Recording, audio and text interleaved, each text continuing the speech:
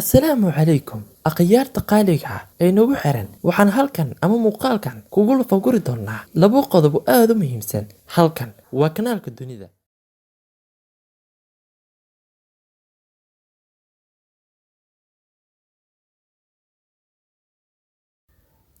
Waa lama degaanka ugu kulaylka badan adduunka iyo midka saddexaad ee ugu weyn marka laga reebo lama degaanka Antarctica ee dhaca cirifka koonfureed iyo lama degaanka Arctica ee dhaca cirifka waqooyi ee dhulka, kaas oo ku fadhiya deegaan baaxaddiisu la eg tahay 9,400,000 oo kiiloomitir laba. Midaas oo u dhiganta isku darta wadarta dhulka labada wadan ee Mareykanka iyo Shiinaha.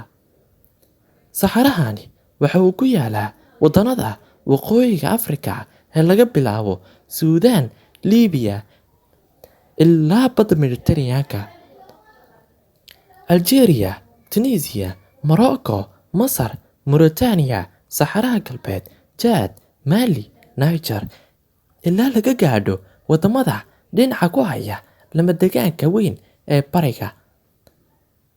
Meelo badan oo ka mid ah saxarahan waxay gaadhaan dherer joog ah oo dhan ilaa 180 mitir. Lama degaanka weyn ama saxaraha weyn waa dhul aad u weyn oo oomana ah. Waa dhulka ugu ballaaran oo waqooyiga Afrika dhaca, waana saxaraha ugu weyn adduunka uguna kulul 9 milyan oo kiiloomitir isku weer. Waxaa ku badan togaga biyaha. Waxa kale oo saxarahan loo yaqaan in maalintii ay tahay kuleyl, habeenkina ay tahay qabow aad u daran. Lama degaankan ayaa kulansiiya 11 dowladood sida Masar, Suudaan, Liibiya, Tunisia, Morocco, Algeria, Niger, Mauritania, Chad, Mali, Eritrea. Lama degaankan ayaa jeexa webiga ugu dheer dunida ee Niil.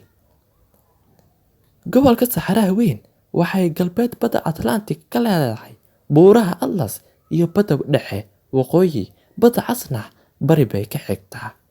Suudaan iyo toga Niger koonfur bay ka xigaan.